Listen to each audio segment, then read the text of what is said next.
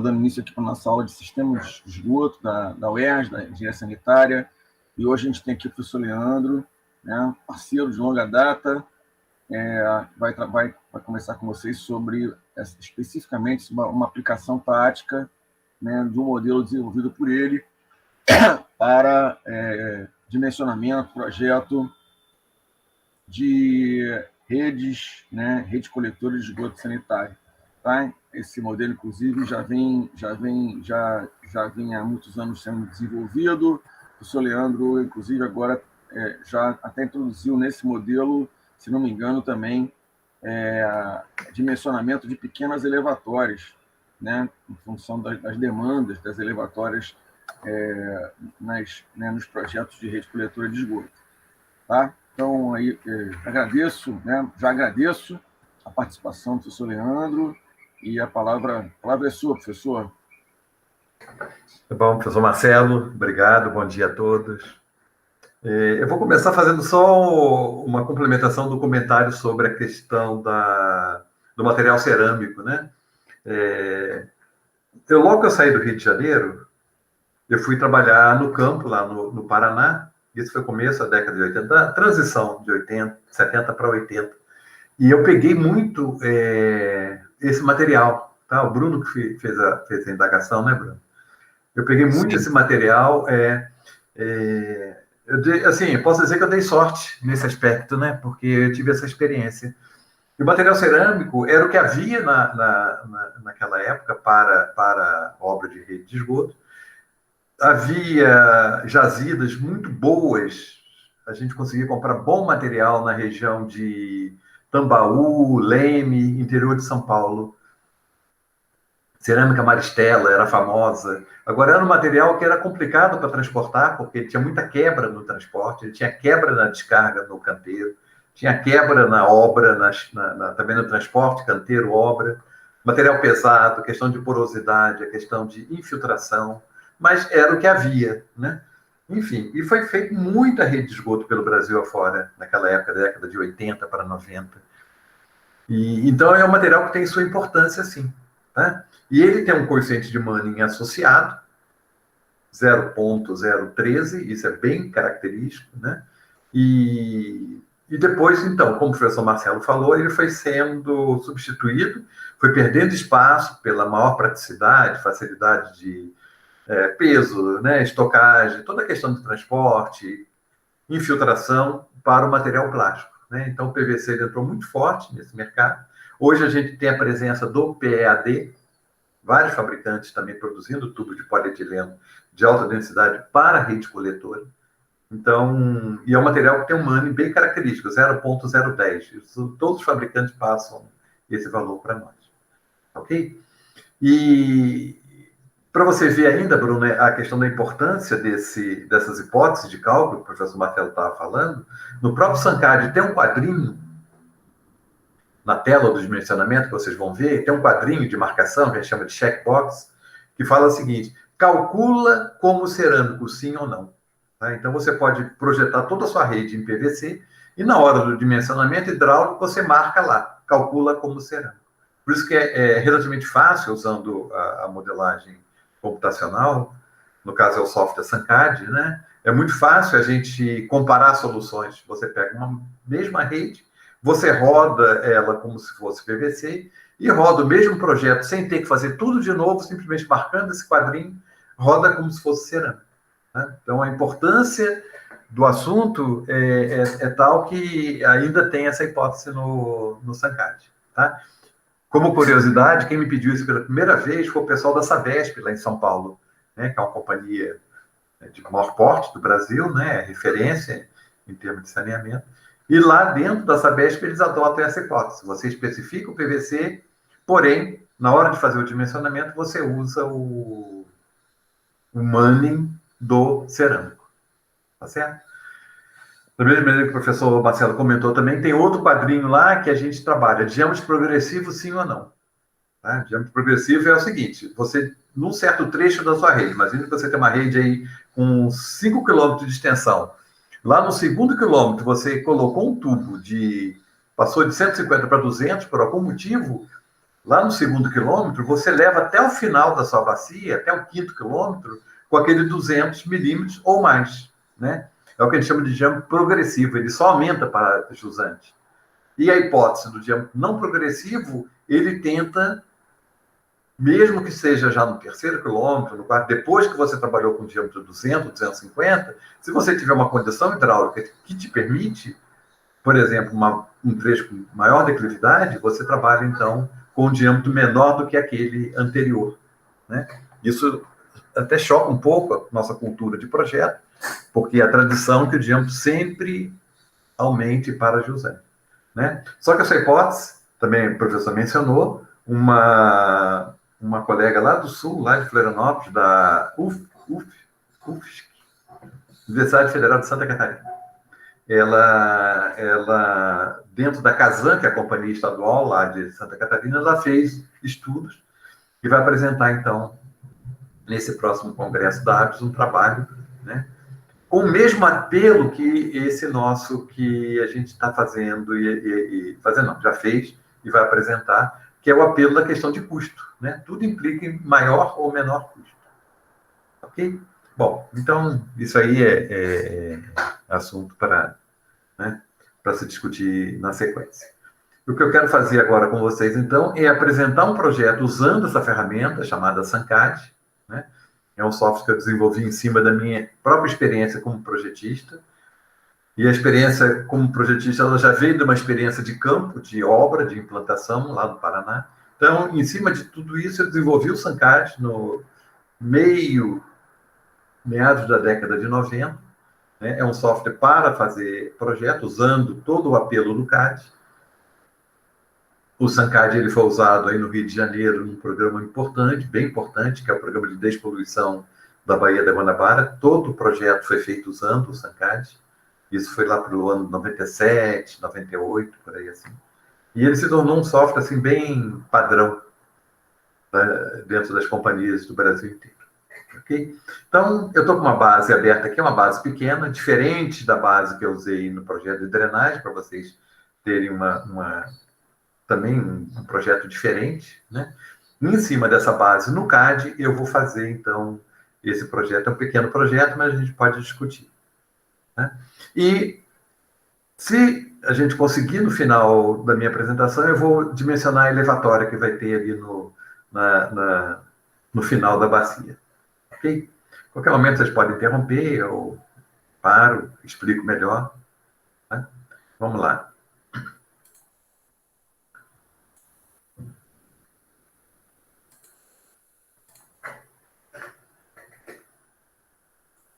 Ok. Então é o seguinte, pessoal. Eu estou com esta base aberta, né? Isso aqui é uma base fictícia de um exercício prático que eu uso em alguns cursos que eu dou. Em cima dessa base, nós vamos fazer o projeto de esgotamento. Tá? Aqui já tem uma ocupação consolidada, né? As casas já estão desenhadas, curso d'água, as curvas de nível nesse sentido. Aqui tem uma área disponível para a nossa ou elevatória ou a ET. Né? Da mesma forma que, ao instalar o SANCAD, ele cria também as barras de ferramenta, cria o menu superior Sanegraph SANCAD, né? E cria a barra de ferramenta do SANCAD está aqui. SANCAD lança a rede, SANCAD numera a rede e assim por diante. Né? Então, assim, dentro dessa concepção de traçado para atendimento a essa área, eu vou usar este primeiro botão de lançar rede e vou começar lançando o coletor principal. Tá? Não é obrigado que seja assim, mas eu vou começar pelo coletor principal e depois eu vou lançando os coletores secundários. Tá? Ao clicar nesse botão, ele abre uma janelinha padrão, que eu falo qual é a extensão máxima entre PV, a distância para eu criar o endpoint automaticamente, enfim, os atributos normais aqui. Clico no botão OK e a tela me pede aqui embaixo, clique o ponto inicial do trecho. Então, digamos que eu vou começar meu desenho, né? O primeiro lote a ser esgotado vai ser por aqui. Vou desenhar meu primeiro trecho começando por aqui assim. Tem uma cota interpolada de 384,75. E agora eu vou clicar no nó de jusante. Digamos que eu venha até esse ponto aqui. Aqui também vai ter uma cota interpolada. Eu vou descer até essa outra esquina. Estou desenhando o tronco, tá? Ou o coletor principal, né? Vem aqui, seguindo a declividade natural do terreno. Vem aqui. Tem essas casas todas para esgotar.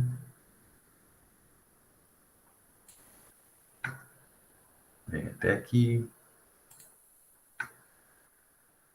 Aqui ele me tem um detalhe de topografia com terreno desfavorável. O professor Marcelo mencionou isso na aula anterior, de nós forçarmos o caminhamento contra o grade natural, né? Então, eu tenho aqui um desnível de 28 centímetros que vai gerar um aprofundamento desse trecho, mas vocês percebam que logo aqui, a jusante, eu já tenho curvas de nível favoráveis para eu poder recuperar aquele aprofundamento. Então, digamos que eu venho até aqui na beira do rio, sei lá, por aqui assim, e aqui vou ter minha elevatória. Vou botar aqui mais um trecho. Vou ignorar essa informação, que aqui vai ter uma ET, vai ter uma elevatória, que eu vou tentar até... Vamos ver se eu consigo fazer com vocês o dimensionamento dessa elevatória. Aqui eu vou ter uma cota, vou até forçar aqui, porque aqui está na beirada do rio, vai ter uma cota 371.39 e pronto. Aqui, então, eu acabei o lançamento desse coletor principal da nossa bacia. Tá? Bom, agora eu vou ter que lançar um coletor secundário. Digamos que eu tenho que esgotar essas casas. A primeira casa vai estar aqui, essa casa que eu esgoto para cá. Essa rua aqui, acho que nem vou botar. Não vou botar rede nessa rua. Pronto. Vou desenhar a rede nessa outra rua. Aqui vou ter que esgotar, enfim. Aqui, vem até essa esquina. E vou engatar aqui. Aqui vem aquela tal distância para o endpoint, ele cria automaticamente. Eu vou ter rede também, da mesma forma. E vem aqui.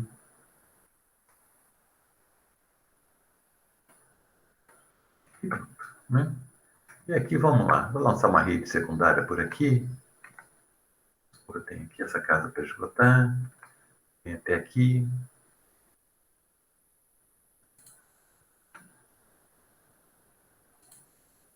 Vem aqui. Aqui eu vou caminhar aqui pela beira do rio.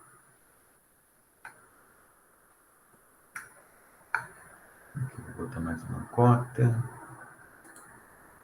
Aqui eu vou botar 371. Aqui eu já não tem informação de curva de nível adequada, né? 371.5. E vai engatar aqui. Também foi desfavorável. Né? E para finalizar o nosso lançamento da rede, eu vou lançar um trecho que vem daqui.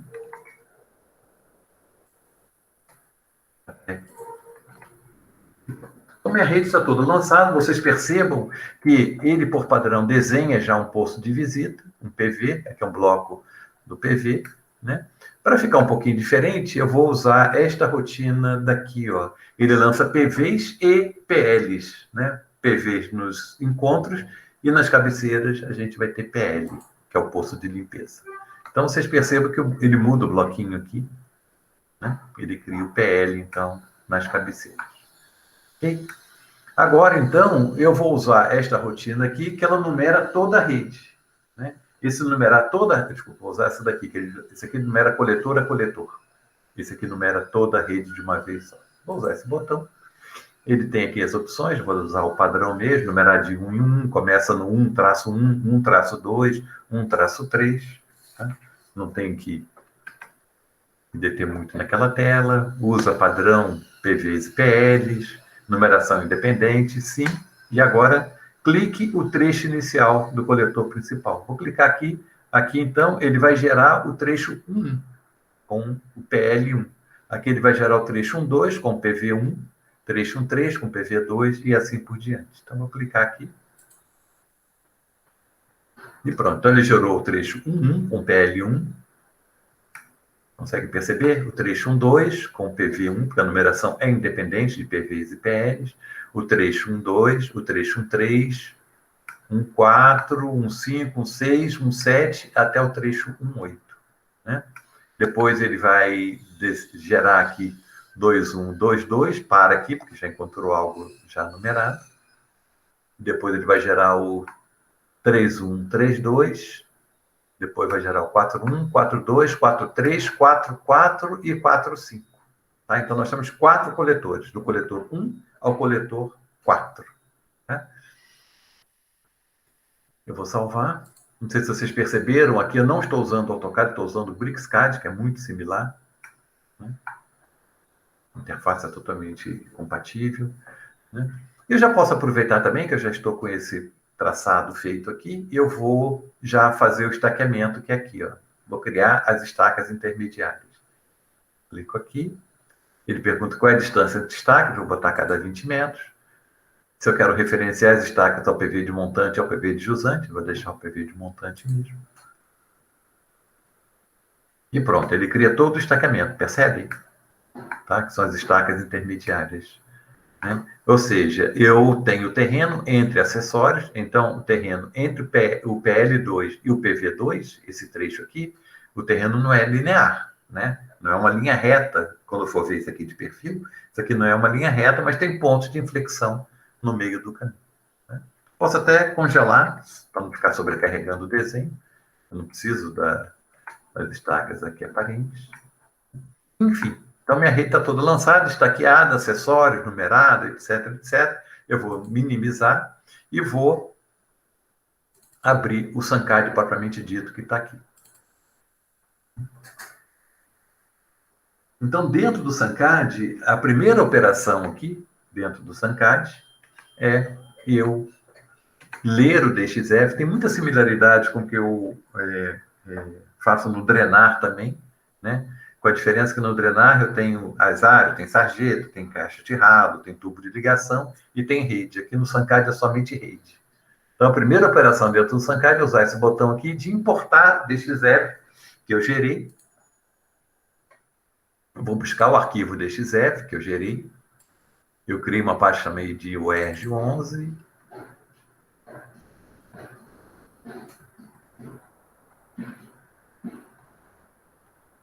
Está confirmado que eu salvei esse DXF.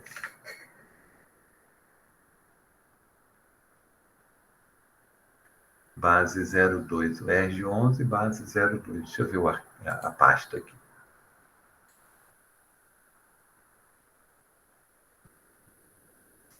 C, projetos, esgotos, UERJ11. Interessante, acho que eu esqueci de exportar o DXF. Eu coloquei as estacas e não gerei o DXF. Está aqui, ó, pessoal, exporta DXF da rede. Aí sim, agora sim, ele congela tudo, né? Deixa só o esqueleto da rede e vai gerar, o nome do arquivo era base 02, gerou base 02 DXF. Agora sim, o arquivo está na pasta. Né? Então, aqui dentro do SunCAD, eu vou buscar o arquivo na pasta UERJ11, o arquivo base 02 DXF. Tá aqui. E clico no botão OK e deixa ele processar. Nessa hora ele está lendo o DXF e está montando a planilha. Planilha montada, né, na própria pasta. E se eu quiser ver a planilha agora, eu venho aqui em planilha de dados iniciais e ele me mostra quem é quem na minha planilha. Né? Então começa, ele ordena os trechos dessa ordem. Tem o coletor 5, só tem um trecho, ou depois o coletor 4, o coletor 3, o 2, o 1, tudo que eu estava desenhando está lançado aqui no nosso desenho. Ele, até o 5 está aqui, eu não tinha visto. Ele consegue ler aquele DXF e montar a nossa planilha. Em cima dessa planilha aqui, montada, eu vou entrar com os dados hidráulicos, dados diversos, dados hidráulicos. Aqui eu vou colocar cidade, Rio, bacia, UERJ11. Aí eu vou trabalhar com 2 populações, o professor Marcelo mencionou na terça-feira da questão do crescimento populacional, né? Então eu vou ter que fazer uma avaliação de qual é a população que eu tenho dentro desse bairro, né? Dessa área. Digamos que eu tenho aqui 1.120, só para a gente ter mais elementos. População futura, população final, né? Seja 2.542. Per capita, sei lá, 200 litros. Eu vou assumir que é o mesmo per capita início e fim de plano. Lembro do professor Marcelo ter falado também da evolução do per capita, né? Pela maior oferta de água, pela melhoria das condições socioeconômicas, né? Mas eu posso usar o mesmo valor, né? Não é o caso aqui, mas poderia ser valor diferente. Recobrimento mínimo também, isso foi mencionado na terça-feira, por exemplo, 0,65 nas calças, não, desculpa, aqui é nas ruas. Vamos botar 1 metro nas ruas e nas calçadas 0,8. Eu tinha colocado K1, né, aquela coeficiente de variação do dia de maior consumo, 1,2, com valores bem definidos. K2 pode botar 1,5, 1,6, tanto faz, botar 1,6.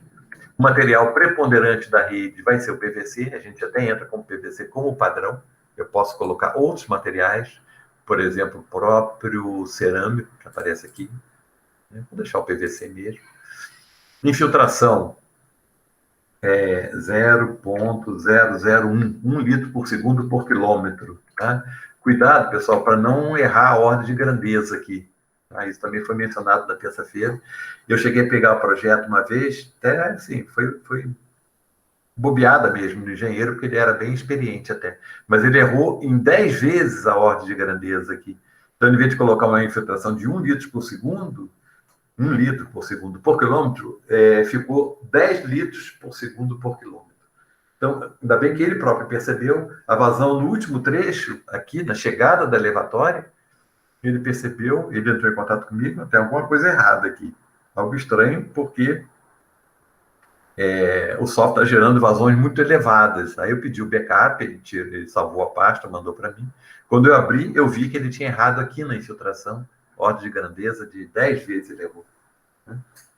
E aí só falei para ele, não, nossa, é mesmo. Tá. Aqui o diâmetro mínimo de cálculo, normalmente a gente adota 150.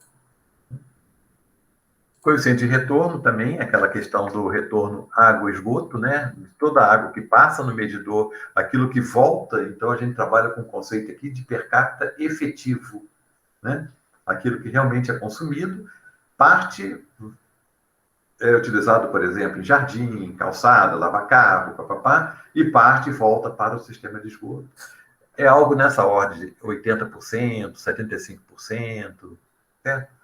E esse campo aqui eu não preciso preencher, esse acréscimo de vazão, esse aqui é usado fora do Brasil, para vazões espúrias, vamos dizer assim. Então, em cima dessa base toda aqui, de informações, eu já sei que minha rede tem 1 km 110, eu vou dar o confirmo. Nessa hora, pessoal, se eu até voltar essa tela, vocês já vão ver que ele já calculou aqui a minha taxa de contribuição linear. Tá certo? Então, eu tenho uma taxa de contribuição em início de plano e uma taxa de contribuição em fim de plano. Tá? O que significa isso? O professor Marcelo até comentou. A gente considera, por exemplo, ao dimensionar esse trecho 1,4, na verdade, eu tenho ramal. Então, eu tenho uma vazão aqui que tem uma certa variação. Né? Mas a gente supõe, né, uma das hipóteses simplificadoras é que a gente está com uma condição de movimento, de escoamento permanente e uniforme, tá certo? Então, é como se toda essa vazão, ramal, ela entrasse no PV de montante. Então, a gente dimensiona esse trecho para o total da vazão aqui nesse trecho, tanto para início quanto para fim de plano. E como que eu calculo essa vazão aqui? Simplesmente eu pego a taxa linear e multiplico por essa extensão. Eu tenho a vazão de contribuição aqui. E mais aquilo que vem dos contribuintes. Então, eu começo pelas cabeceiras, por exemplo. Para eu calcular o trecho 1,1, eu preciso, como ele é cabeceira, ele não tem nenhum trecho contribuindo. Então, ao calcular o trecho 1,1, eu simplesmente vejo qual é a extensão e qual é a contribuição por metro de rede. Vezes a extensão, é como se eu tivesse toda a vazão entrando aqui nesse PV de montante e dimensiono esse trecho aqui. Faço o dimensionamento hidráulico em cima desta vazão, né? Nossa hipótese simplificadora, que ela está toda concentrada aqui. Depois que eu calculei o trecho 1, fechou, eu parto para calcular o trecho 2, como é que eu faço? Eu faço a mesma coisa. Ele tem uma certa extensão e tem uma taxa linear, início e fim de plano. Só que eu tenho que somar a esta vazão do trecho mais a vazão do trecho 1. e paro aqui. Eu não posso prosseguir porque eu tenho que voltar para outra cabeceira. Aí eu venho nessa cabeceira, calculo esse trecho, que da cabeceira não tem contribuinte.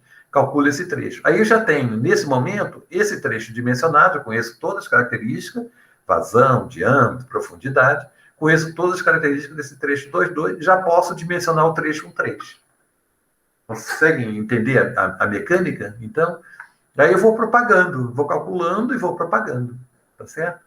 Ao dimensionar o trecho 1,3, eu levo em consideração a questão da declividade do terreno, a declividade mais econômica, se ele aprofundou, se eu consigo recuperar a cota, né?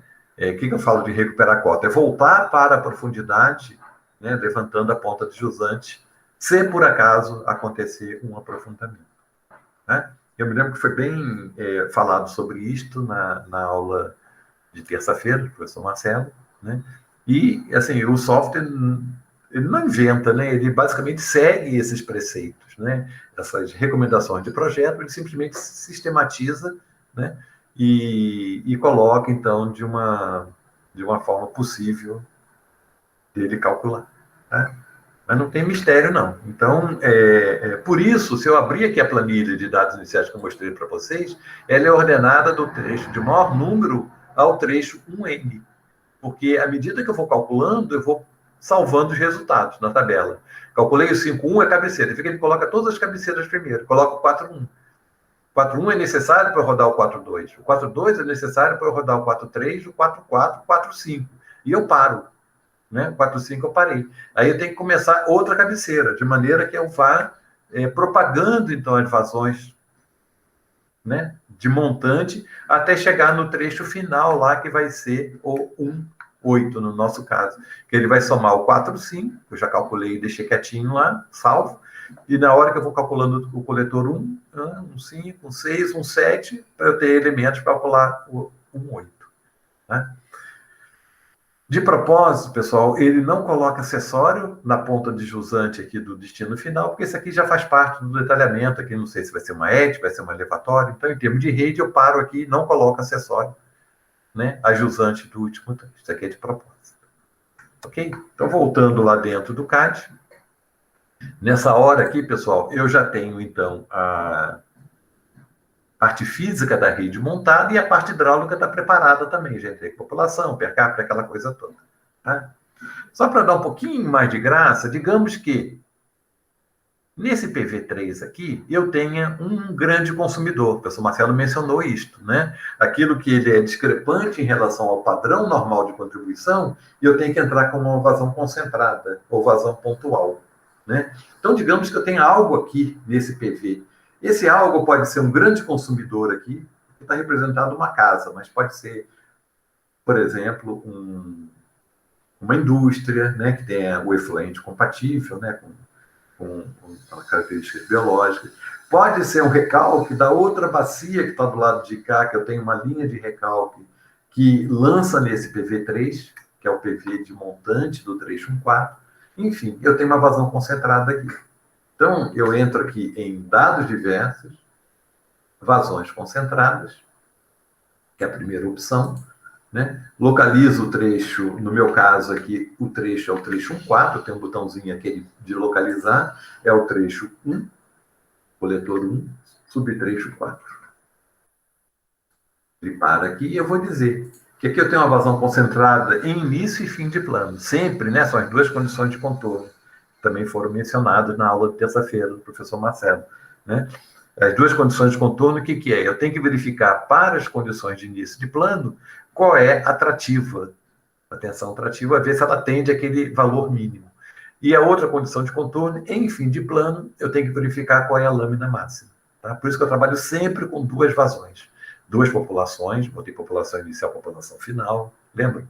E agora que eu estou entrando com vazão concentrada, também, eu vou jogar dois valores. Então, por exemplo, digamos que eu tenho aqui uma vazão concentrada de 4 litros por segundo, em fim de plano, ela é 6 litros por segundo. E aqui é o recalque da bacia 5. Tomei esses dados aqui, clico na outra aba, confirma. Então, ficou cadastrado aqui que esse trecho tem uma vazão de 4 litros por segundo, e início de plano virando 6 litros por segundo. Se eu tivesse outro, é só localizar o trecho e fazer a imposição. Né? E aqui em dados diversos tem várias opções aqui, várias. Por enquanto, eu vou trabalhar só com essa vazão concentrada.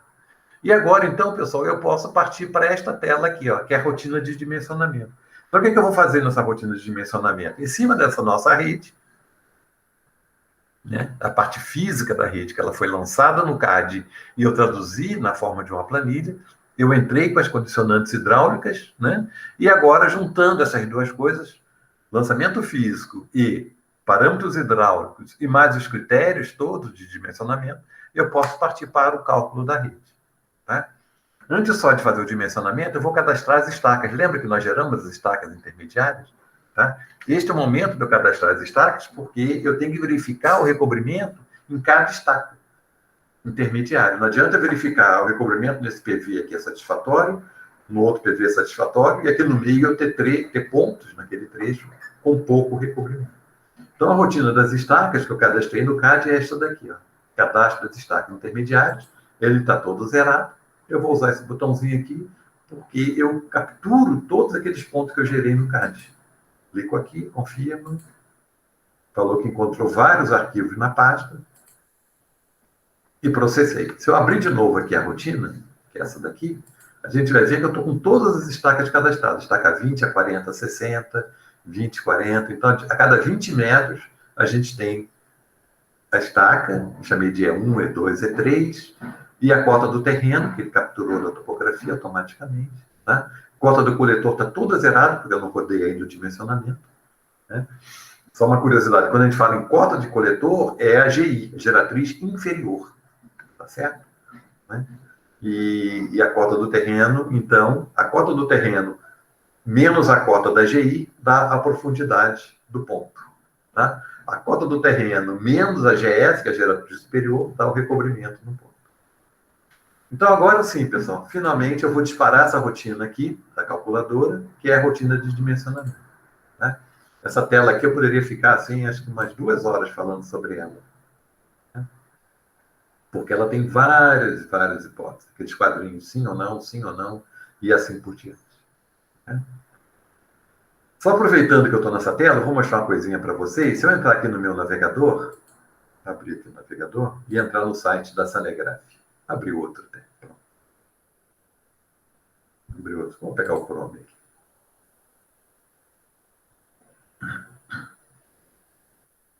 Eu vou mostrar no site da Sanegraph. Se eu abrir aqui www.sanegraph.com.br, no site da Sanegraph, que é o Sanegraph com PH, né? Eu entro na aba Produtos, eu vou na página específica do SANCAD, tem a página do drenado, aquarrede, etc.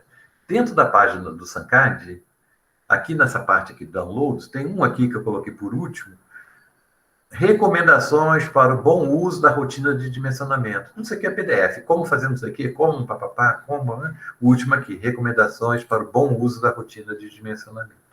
Né? E aqui, então, eu estou explicando aquela tela, perceba essa imagem aqui, que é exatamente essa tela do software, eu estou com ele aberto aqui. Né?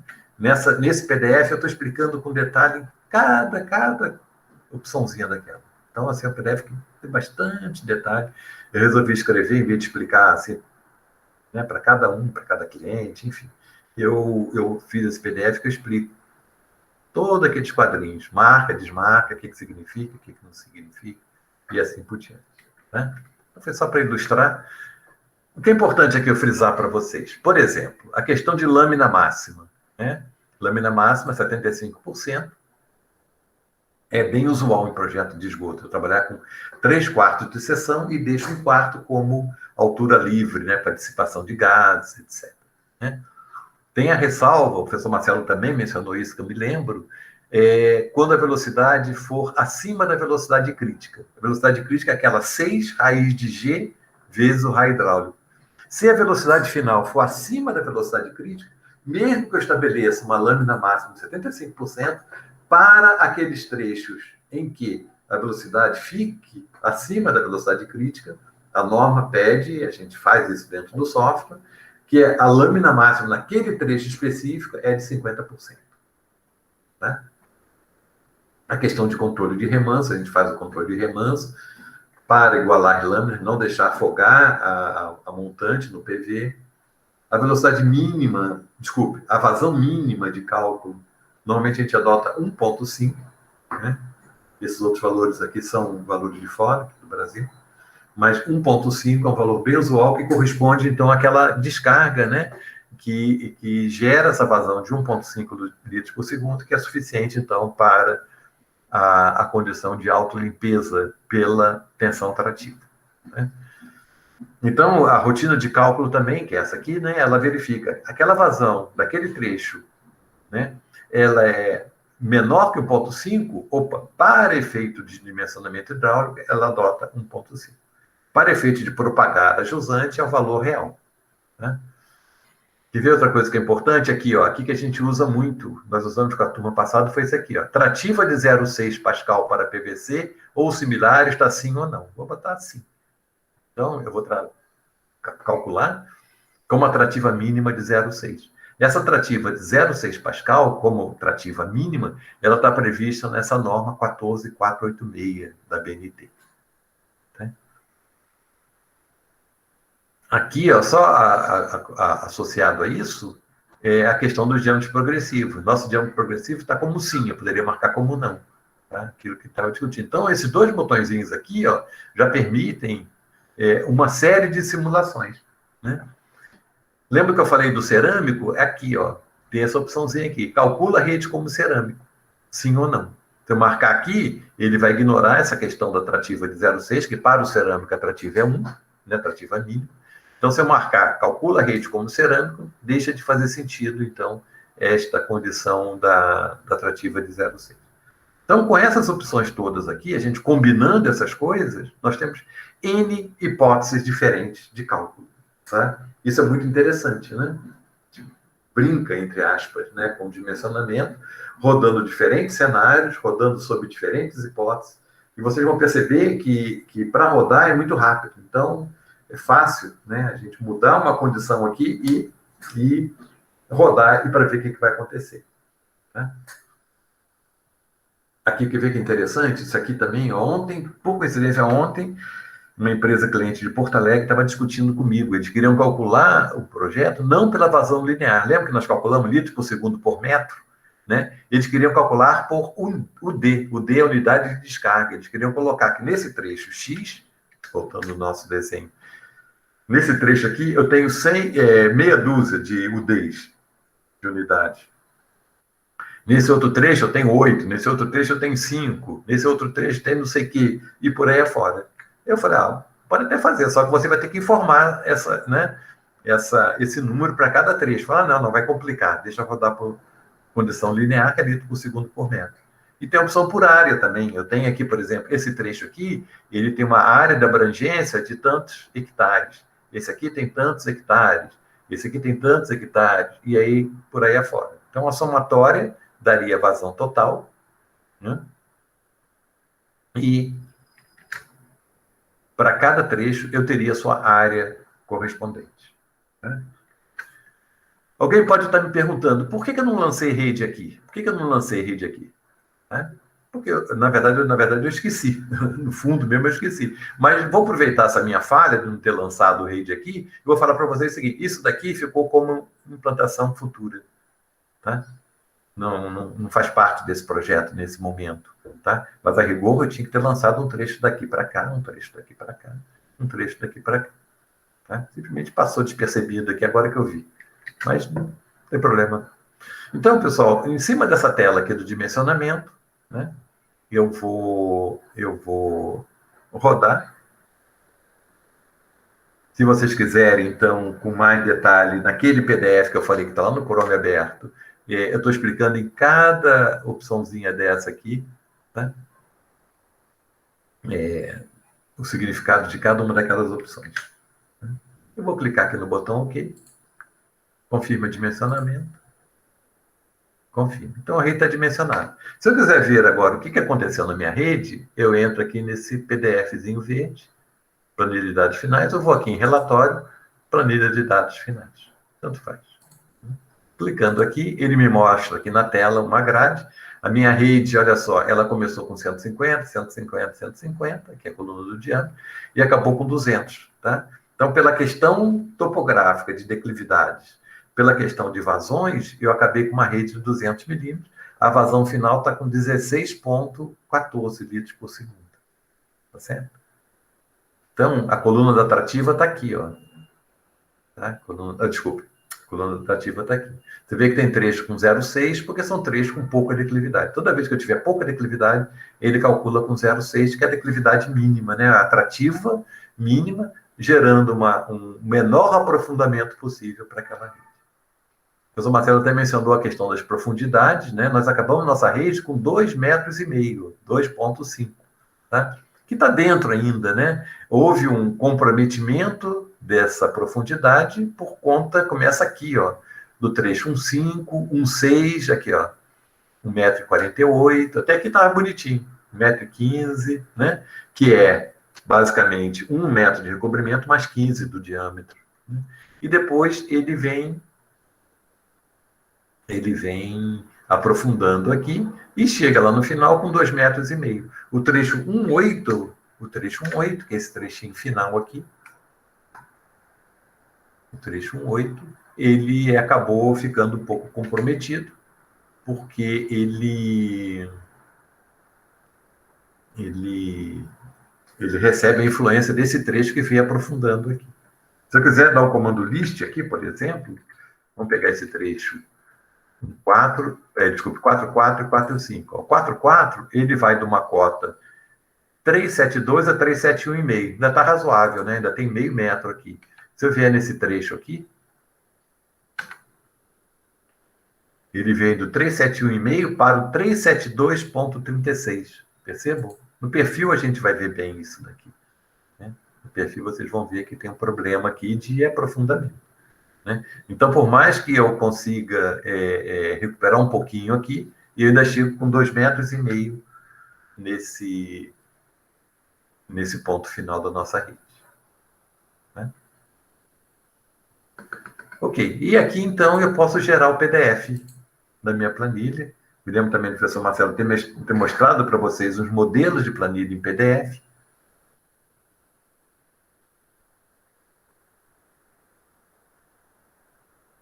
A nossa planilha, eu até mencionei isso na terça-feira, nós trabalhamos com ela por linha, né? Existe um padrão, foi o que ele apresentou, que nós usamos 2 linhas para cada trecho. E eu coloco dessa forma. Por exemplo, eu coloco terreno montante e terreno jusante, tá vendo? Coletor montante, coletor jusante, profundidade montante e jusante. Eu coloco dessa forma na mesma linha, né? Na planilha que foi apresentada para vocês, eu tenho 2 informações, 2 linhas para cada trecho. Trecho 5.1, a linha de cima e a linha de baixo. Montante, jusante, montante, jusante, montante, jusante, assim por diante, né? É só questão de dispor as informações na planilha de uma forma um pouquinho diferente uma da outra, né? E agora, para terminar, eu vou usar este botão aqui, que eu gero as exportações dos resultados para o CAD. Então, eu vou gerar no CAD aqui, para cada trecho desses aqui, as informações do dimensionamento, tanto em termos de trecho, quanto informações em cada PV. Então, clicando aqui nesse botãozinho, exporta DXF final para o CAD, clico aqui, ele gera um arquivo chamado retorno.dxf, eu simplesmente clico no botão OK e deixo ele fazer. E pronto, gerados arquivos para o CAD. Se eu vier aqui no CAD agora, em cima desse traçado aqui da rede, eu vou usar este botão aqui, ó, SunCAD importa DXF de resultado. Clico aqui. E ele já busca automaticamente um arquivo chamado retorno, clico Open e deixa ele fazer aqui.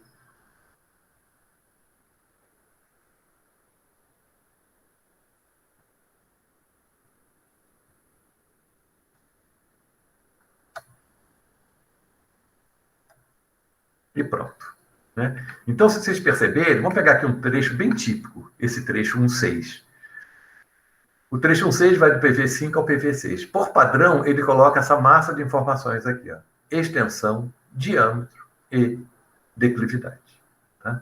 Então, aqui, nesse PV5, é justamente a transição. Você vê que no trecho anterior, ele vinha com 150.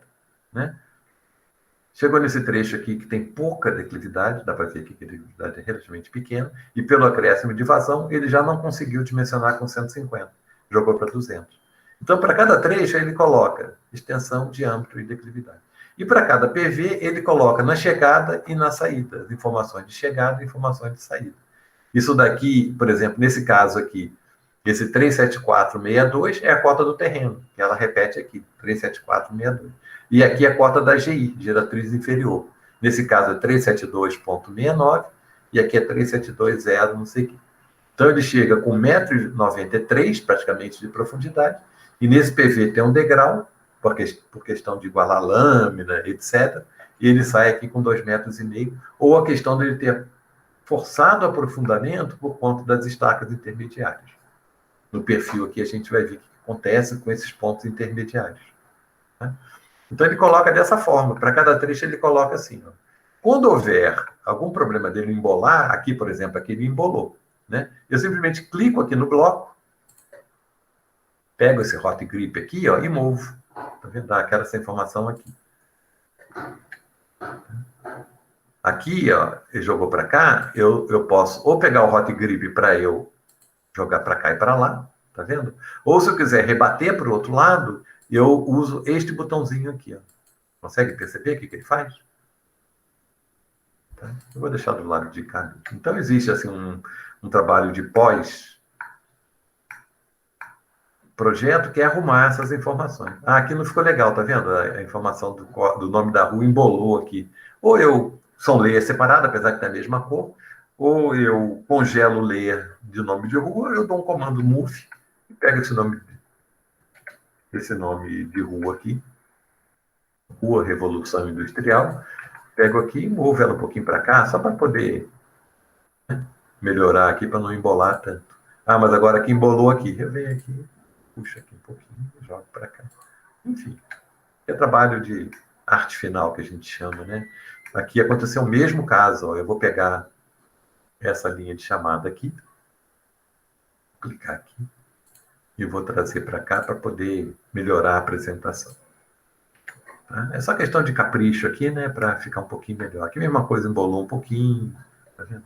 Comando move, pegar a rua Independência, trazer ela para algum outro lugar, enfim. Ou eu vou congelar o layer, mais fácil, né? Você vê o nome da rua aqui, nesse momento, ele está me atrapalhando. E está aqui. Então, nosso projeto em planta, ele está finalizado. E agora, aqui do lado, eu vou colocar os perfis longitudinais. Para eu gerar os perfis, eu entro aqui, ó, dentro do SANCAD, arquivo, exporta perfis longitudinais. Tem várias opções aqui, vou pegar para gerar de uma vez só para tudo.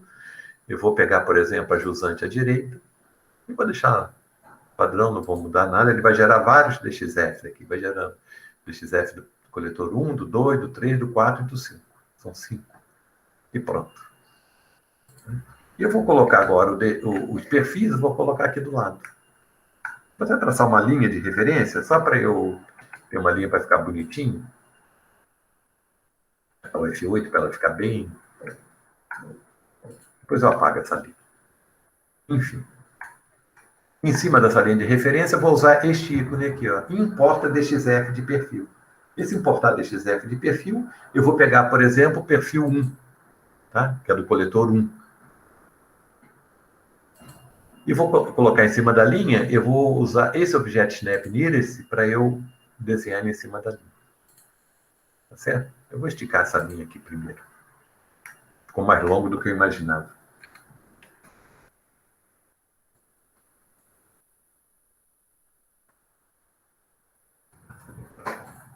Ok.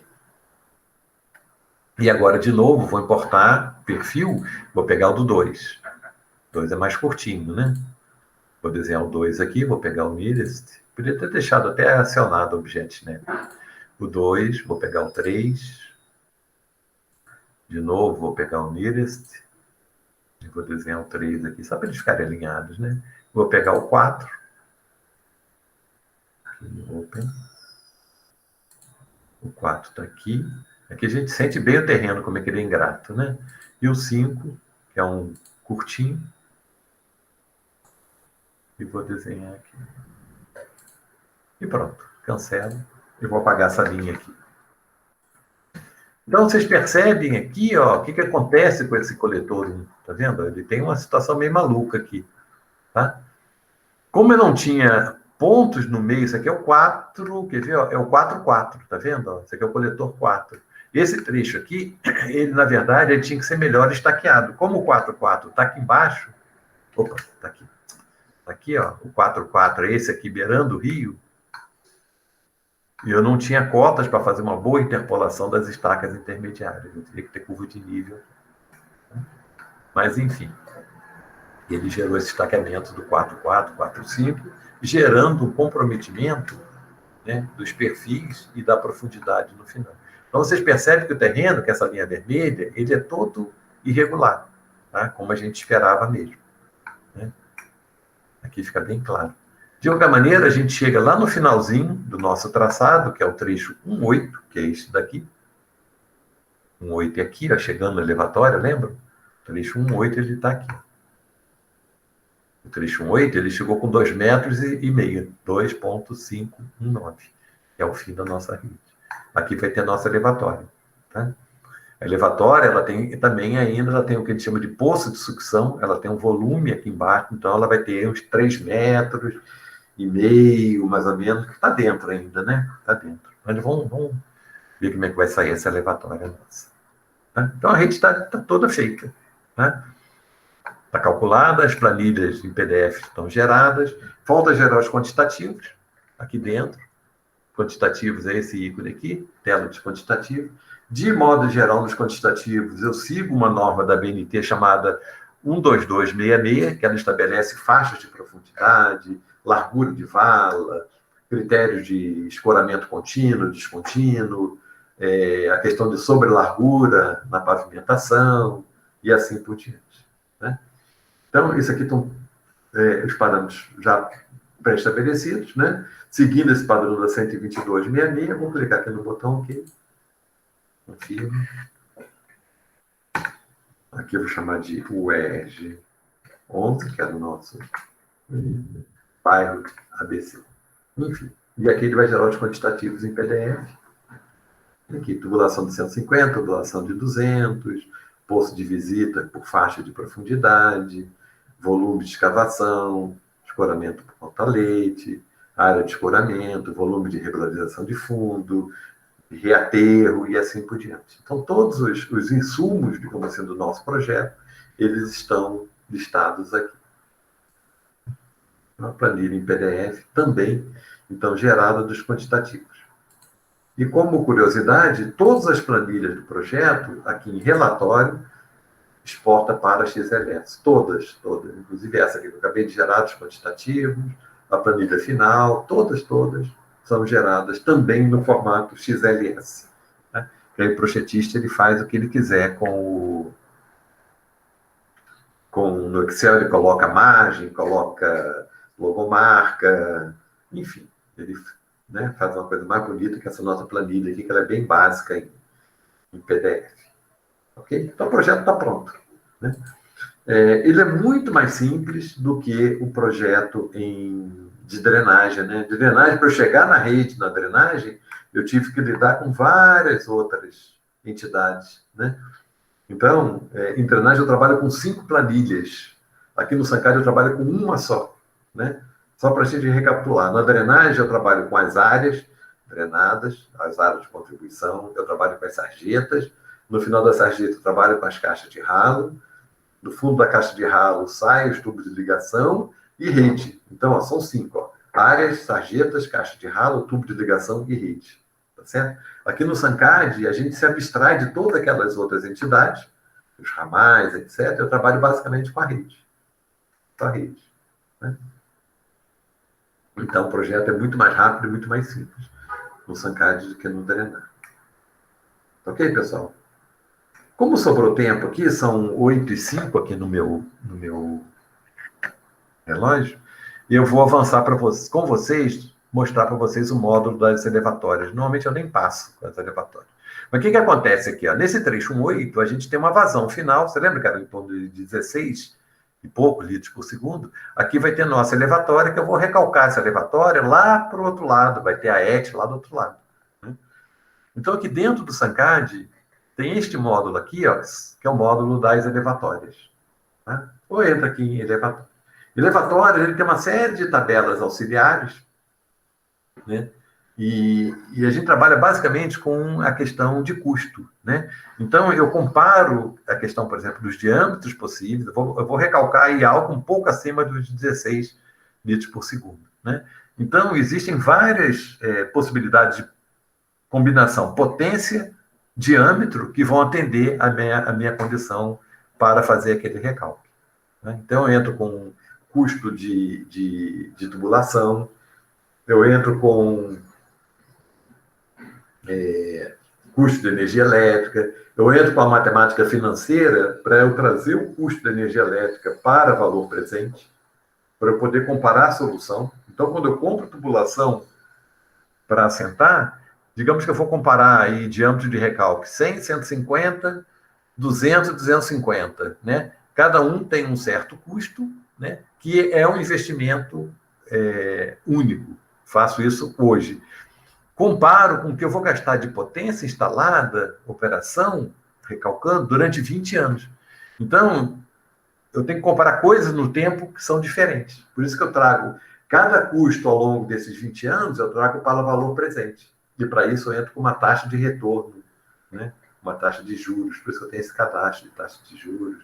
Enfim. Então, vamos lá para o dimensionamento da elevatória, considerando tudo isso. Então, ó, eu tenho essa elevatória. A rotina, ela tem várias abas, né? Primeira aba, isso aqui é na sequência, né? Dados de vazão. Então, a nossa elevatória, ela acaba no trecho 1.8. Então, eu posso já aproveitar esse botãozinho aqui, ó, e trago aqui o último trecho da minha rede, é o trecho 1.8.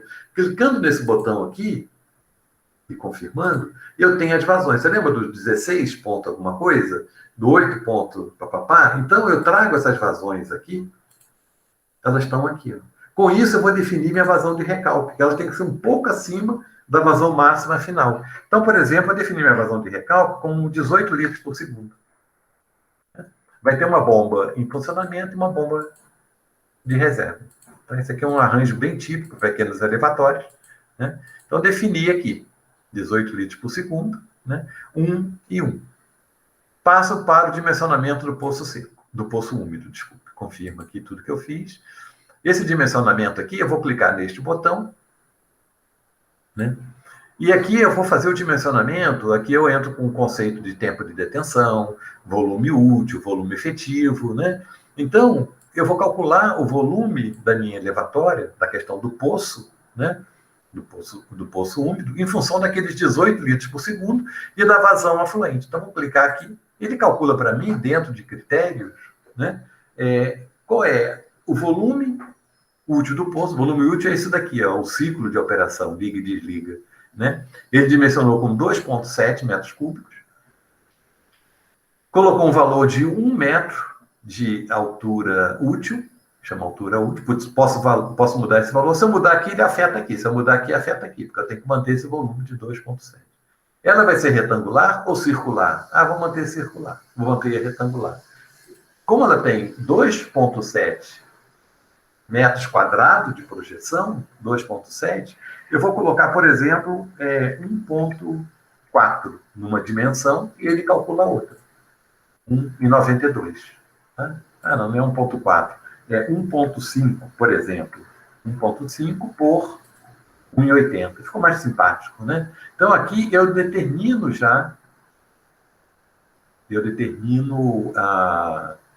as minhas dimensões, então, tá? As minhas dimensões do poço em planta. Tá?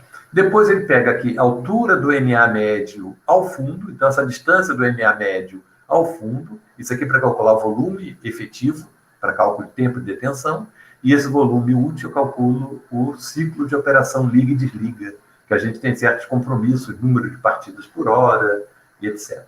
Então, a altura do NA médio ao fundo, vamos supor que seja 1 metro. Tá?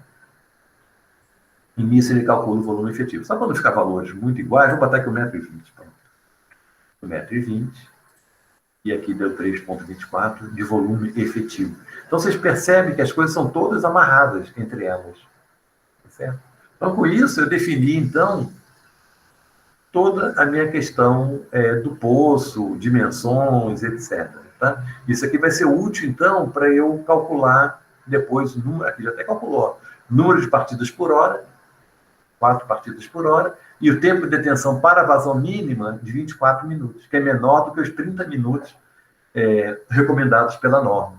Tá? Então, nós temos interesse em manter um tempo de detenção para a vazão mínima de início de plano menor do que 30 minutos. Tá? E para fim de plano, que eu estou com aquela carga toda, chega a vazão, liga a bomba, desliga a bomba, etc., a bomba ela não pode ficar tendo muitas partidas seguidas. Tá? E a partida da bomba é um momento de transição de corrente, de aquecimento e etc. A questão do diâmetro de recalque. O diâmetro de recalque, ele permite que a gente faça a comparação de custos. Tá? Clicando nesse botão aqui, tem que primeiro botar esse daí, tem que preencher esses campos. Em função da vazão de recalque, que no nosso caso é em torno de 18 litros por segundo, eu faço um pré-dimensionamento e vou comparar os 4 diâmetros, mais ou menos, para eleger aquele que tem menor custo. Tá?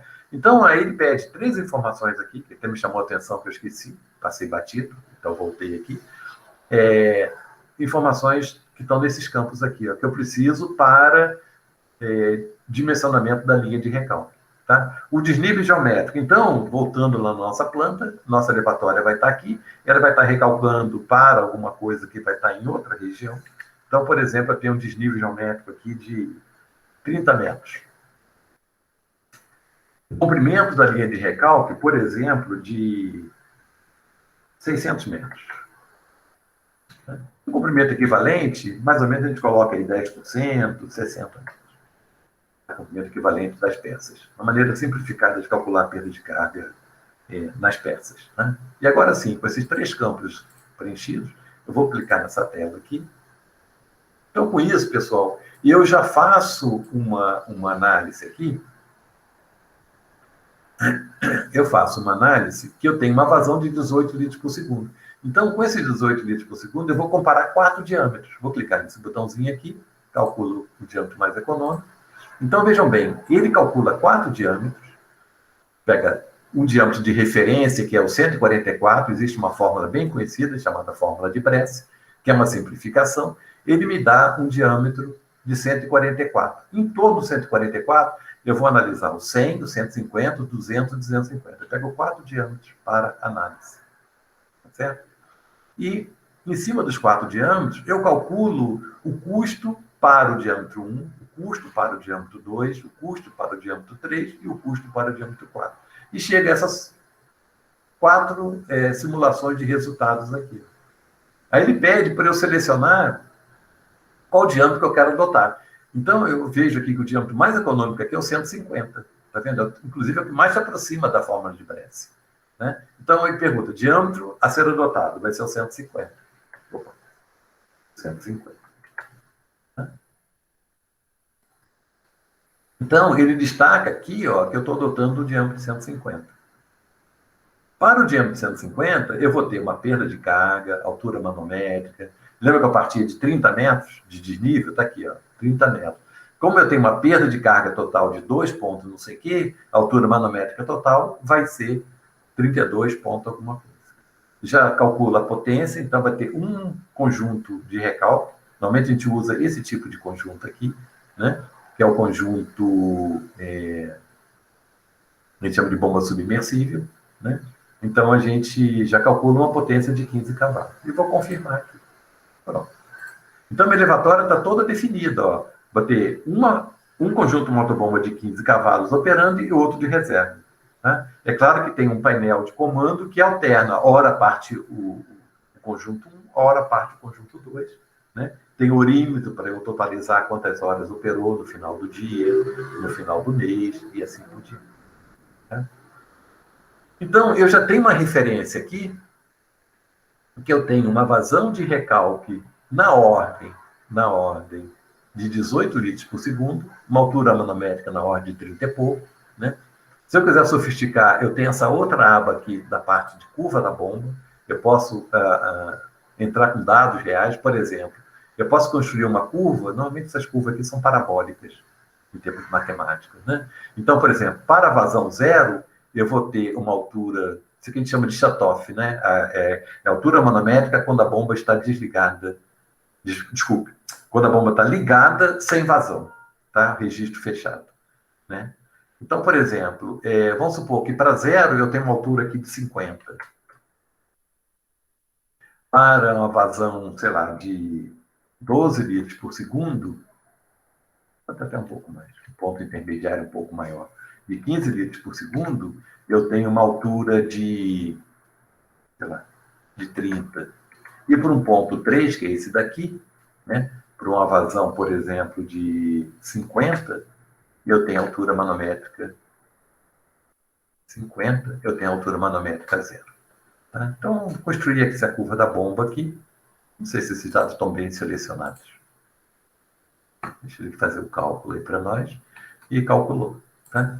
Então, essa bomba aqui, ela está trabalhando mais ou menos com uma vazão de recalque de 18, em torno de 18, e uma altura manométrica calculada pela curva da bomba de 29 ponto alguma coisa. Tá? A bomba só trabalha em cima dessa curva. Se eu fornecesse uma outra curva, eu ia obter outros valores aqui. Depois ele tem duas abas aqui para calcular primeiro a questão de cavitação. Cavitação é a questão de NPSH requerido, NPSH disponível, né? E eu tenho, isso aqui, acho que vocês não tiveram ainda, né? Mas a bomba, ela tem que ter uma condição hidráulica para ela não cavitar, que nós chamamos. A cavitação é uma instabilidade no funcionamento da bomba pela sucção, quando eu tenho, por exemplo, uma sucção muito grande. Né? Então, existe um conceito, esse NPSH significa Net Positive Suction Head, tá? Que o disponível pela instalação ele tem que ser maior que o requerido. O requerido ele vem da curva da bomba. E o disponível depende basicamente da vazão e dessas informações aqui, para calcular a pressão de vapor, etc. Tá? Então, por exemplo, vamos supor que essa nossa bomba esteja instalada no local, numa cidade, que eu estou a 600 metros acima do nível do mar. Né? E a temperatura média, por exemplo, de 21 graus. Confirma cálculo, confirma. Então, eu tenho aqui um NPSH disponível de 10,93 metros de coluna d'água. Tá? Esse 10,93 vem da fórmula que leva em consideração, então, basicamente esses dois parâmetros aqui. Né? E mais a vazão, diâmetro, essa coisa toda, de sucção. E a bomba, segundo o fabricante, para aquela bomba, eu tenho um NPSH requerido, por exemplo, de 8. O disponível é maior do que 8, beleza. Então, não tem problema de cavitação, que é essa questão aqui de formação de bolhas. Há um desgaste mesmo, né? As pás, né? O rotor, ele fica desgastado. E, para finalizar, eu tenho um estudo de golpe de ariete, de sobrepressão, né? Uso uma fórmula relativamente simples, fórmula de Aliev, né? Calcula a celeridade, né? Celeridade é a velocidade da onda, né? Então, aqui calcula sobre pressão, confirma cálculos, confirma. Então, eu tenho uma velocidade da onda de 400 metros por segundo, né? Na hora que há uma interrupção do fornecimento de energia elétrica, e eu tenho uma sobrepressão máxima de 34. Como eu tenho a pressão na saída da bomba de 30 e pouco, a minha pressão máxima nessa tubulação é 63 metros de coluna d'água, na hora da interrupção do funcionamento. Então, vou usar um tubo aí ou Defofô, pelo diâmetro 150, melhor é Defofô, que ele tem uma pressão, uma classe de serviço de até tantos metros de coluna d'água. Né? Então, esse cálculo elevatório, vocês percebem que ele é feito aba a aba. Eu vou avançando no cálculo, aba a aba. Né? Então, essa é a rotina. Primeira vez que eu mostro numa turma, assim, num curso, essa rotina das elevatórias. Ela é mais ou menos recente e, assim, está disponível dentro do software. Ok? Ok, pessoal. Então, eu fiz o projeto aí do começo ao fim, incluindo o projeto da elevatória. Tá? Fechar aqui o Sancad. Confio. Aqui eu vou salvar o nosso desenho, nosso belíssimo projeto.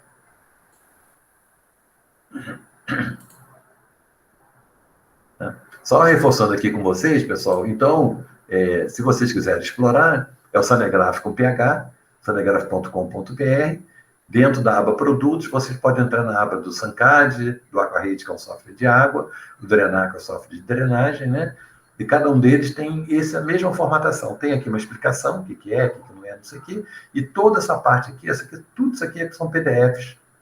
À medida que eu vou imaginando alguma necessidade de alguém se interessar por um assunto, eu escrevo um PDF, normalmente ele tem 5 páginas, 6 páginas, não são muito grandes de modo geral, não, e coloco aqui. Tá? E o que eu mostrei para vocês, só um minutinho, o que eu mostrei para vocês foi isso daqui, tá? Mas tinha vários outros modos. Por exemplo, um interessante aqui, ó, como exportar um projeto do Sancad para o Google Earth, por exemplo. É interessante você plotar isso dentro do Google Earth. Tá? Deixa eu parar de compartilhar para conversar melhor com vocês. Eu vi que teve alguém que me chamou.